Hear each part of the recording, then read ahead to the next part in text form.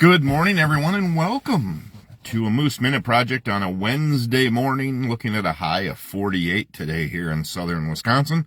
Sun is out. When I left the house over on the other side of the river, it was pretty black clouds, gray clouds, rainy, but the sun is out here in Boscobel, Wisconsin.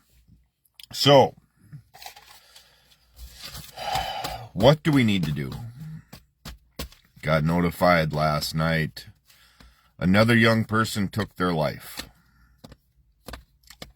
If you looked around Richland County lately, there has been quite a few young people that have chosen to take their own last breath on their own. What can be done? What needs to be done? Where can we go? This person was in Green Bay. So another young person, another family deeply crushed. It's bad enough when you lose them in a traffic accident or something that you cannot control. But as a parent, I can't imagine that phone call. I can't imagine getting that call that say, hey, your son is here or your daughter is here, and you need to come because it's either yes or no to life support, whatever it may be. Or if you find them in their room or in the living room, whatever. Had a guy I knew that I worked with for a while in Minnesota. His brother did it. I can't imagine. I lost a brother to a traffic accident by a farm accident. That took a detrimental toll on our whole family to a certain extent. So I can't imagine what that phone call is like to hear that your daughter, your son, whatever it may be, your grandson, granddaughter took their life or is on life support and clinically they're dead. You just have to come and maybe say goodbyes and come up with an ID, to say yes, it needs to be unplugged. So where does it go from here? Where do we go? When do we start caring about people as people? I don't care nationality. I don't care if they're black, white, pink, gold, green. If they bleed and they're standing on this U.S. soil, they needed to be treated as such. When do we just start to make that a priority? When do we make them a priority so they feel that their life is worth living? When does the care and compassion come back to this country? And maybe I'm just don't realize that it's always been a struggle. I mean, there were times that I thought about it a long time ago, but there were other things. We didn't have access to 24/7 internet. We didn't have access to 24/7 news or where we're headed or people arguing all the time. You now have news sources that are being limited to the coverages because they're considered fake or false, and everybody's, oh yeah, that's true, yeah, we need to eliminate that whole spiel. When do we start to care, folks? When do we start taking priority of our nation and not give two shits about Canada or Greenland or the Panama Canal, or what the hell we named a body of water, or taking over Gaza? When do we focus on the land that we currently have? And we have plenty of problems that we don't need to worry about bringing another state on board or trying to show our authority that way, or give two craps about a person that may have come here illegally. Not denying that. But obviously to come here and to be spit on, to be treated like crap, to be whatever, their life had to be pretty damn miserable beforehand. When do we start showing those kind of behaviors so our young people don't get the idea that it's over at the age of 22, 23? Interesting statistic. In the year 2000, so we're talking, 25 years, the suicide rate was 10.4 per 100,000 people. So in 23 years, so 2023, it went 14.7 per 100,000 people, a record high for suicide rates in this country. We talk about the vets that are doing it continuously because of lack of support, lack of resources, lack of so many things. When are we going to make it a priority versus cutting trillions of dollars for the billionaires, the gazillionaires in this country? When are we going to start doing that and make it a priority to take care of the mental health in this country? When are we going to decide to band together and actually make this country something? Don't use the bullcrap statement of make America great again. Obviously, it's not working.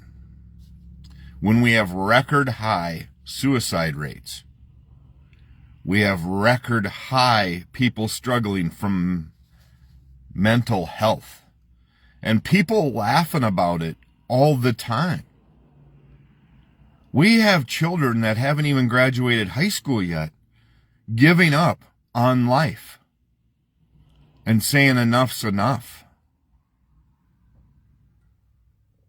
When do we make that a priority? When do we start worrying about that instead of, oh yes, the trillionaires need to have another tax break. Let's cut health and human services, or let's cut this because, oh, it's wasteful spending. Then everybody sits there and frickin' cheers about it. Oh, Chris, it's all wasteful. Oh, he's cutting all.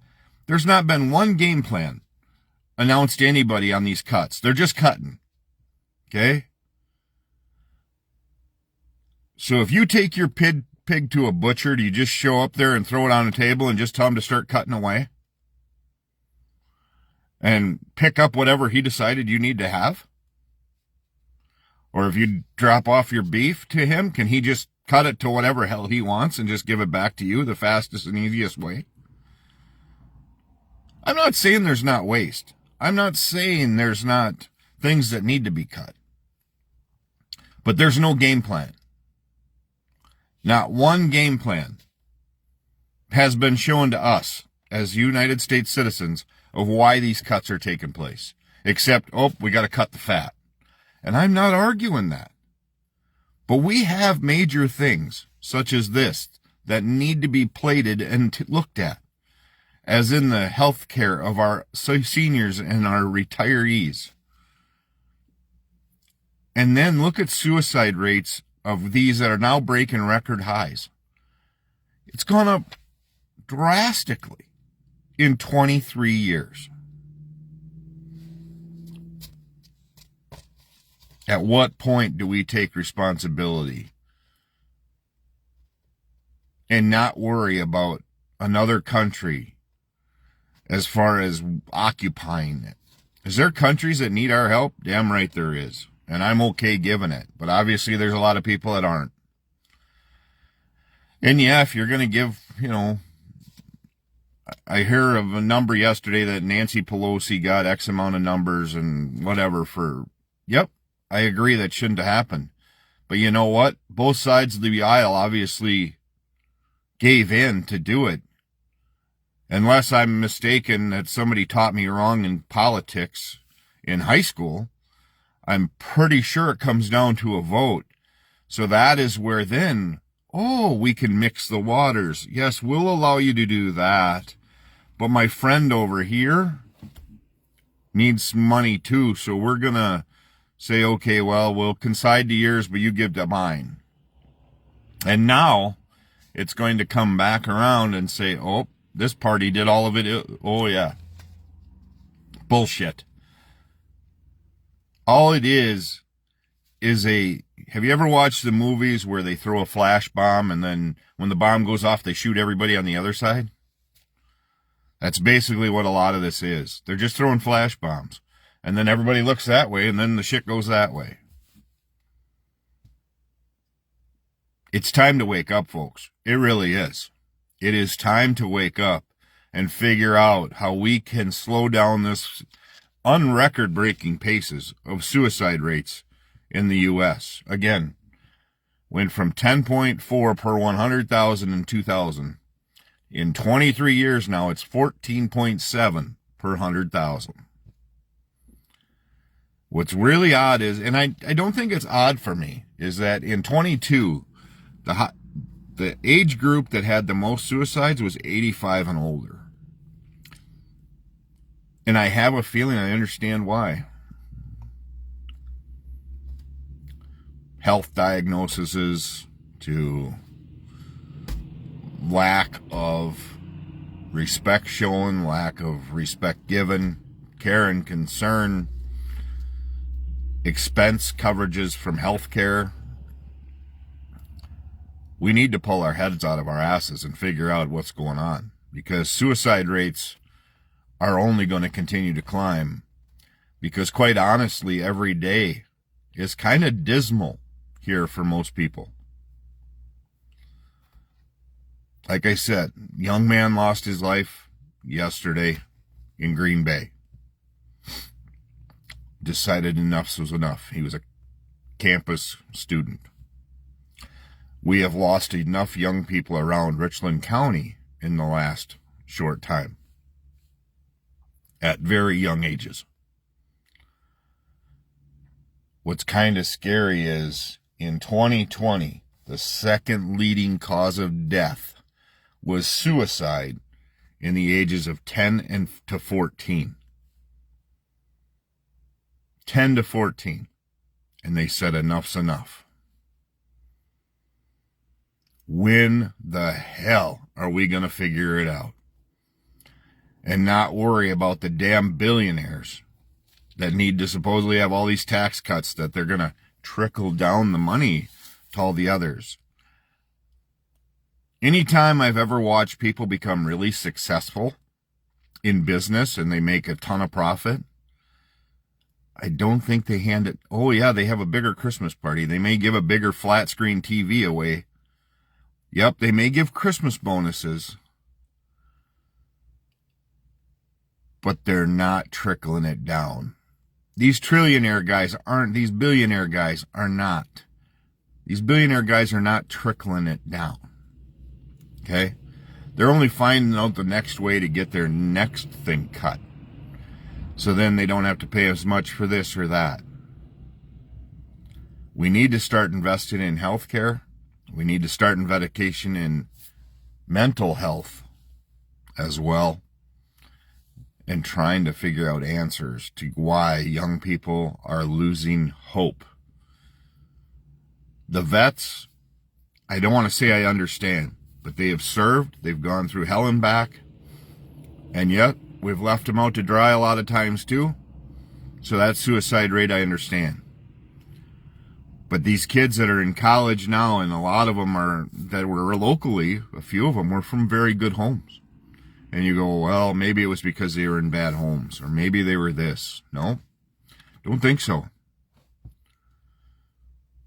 I think we need to start investing in a lot of other things than buying other countries or changing names of bodies of water or fudging the budgets to make it work to where it narrowly passes so you can give $4.2 trillion in tax cuts. And if you don't think tax cuts are going to come back to bite us, I think you have something coming to you as well. But you're taking some of that money, and yes, people don't, oh, they're not going to touch Medicare or Medicaid. Okay? That's what they say.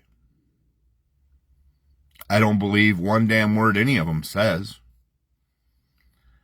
But it's going to come from somewhere. And if they cut it from that area, Health and Human Services, wherever it may be, that affects a whole lot of people. And you go, well, it's not Medicare and Medicaid, Chris, so, why are you... Because it's going to come from Health and Human Services or in that area, and that is mental health. That's taking care of our elders. That's doing all of that. Taking care of our vets, taking care of and we all know kind of what the rambles, because we hear it from the vets, that the VA needs help, that it needs to be run different or taken care of so our vets can be taken care of. How about we cut everybody's payment that they don't get? Once you're president, you don't get paid every year until you're dead. What as senators and congressmen, once you're done, you're done. Or whatever you come in with, in worth, is what you go out with. Warren Buffett had a very good response to how to handle this whole problem. And it'll never pass because the crooked bastards don't want it to. And they are all crooked. They will not stand up. They will not fight for you and I. By the way, if you look at the recent poll, it's not looking too good to where people feel positive about where we are headed. So some of the suicide things I think I can understand. I get some of it. I really do. From healthcare to health concerns to going through hell and back. I've been there, part of it.